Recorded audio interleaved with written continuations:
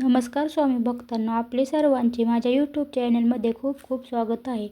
स्वामी भक्तांनो, स्वामी समर्थ महाराजांचा प्रकट दिन जवळ येत आहे. प्रत्येक स्वामी भक्तांसाठी हा दिवस अत्यंत पवित्र आणि आनंदाचा असतो. या दिवशी अनेक भक्त विविध सेवा, जप किंवा नामस्मरण आणि पारायण करतात.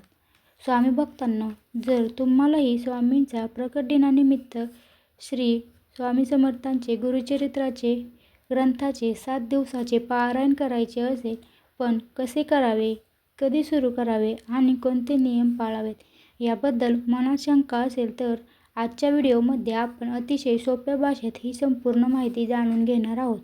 सर्वात आधी एक महत्त्वाची गोष्ट लक्षात ठेवा. गुरुचरित्र पारायण करण्यासाठी मनात श्रद्धा आणि विश्वास असणे सर्वात महत्त्वाचे आहे. अनेक लोक नियम आणि अटींना घाबरून पारायण करत नाहीत. पण खरं पाहिलं तर देव कधीही भक्तांना घाबरवत नाही. देव, गुरु आणि स्वामी हे आपले आई, वडील, मित्र आणि मार्गदर्शक असतात. यामुळे मनात जर इच्छा असेल तर नक्कीच पारायण सुरू करा. आता एक प्रश्न नेहमी विचारला जातो, तो म्हणजे महिलांनी कोणता गुरुचरित्र पारायण ग्रंथ वाचावा.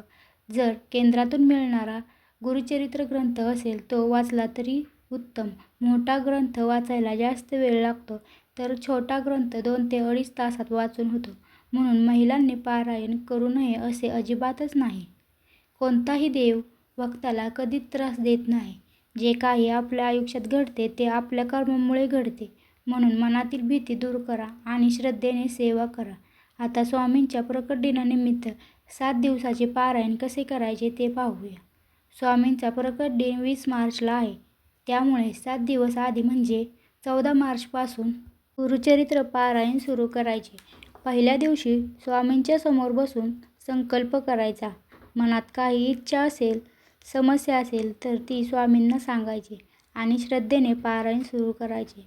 पारायण करताना शक्य असेल तर रोज एकच वेळ ठेवा आणि बसण्याची जागासुद्धा एकच आणि आसन देखील शक्यतो तेच ठेवा. या 7 दिवसात शक्यतो सात्विक आहार घ्या. कांदा, लसूण टाळा. नॉनव्हेज बनवू नका आणि मन शांत ठेवून रोजचे अध्याय वाचा.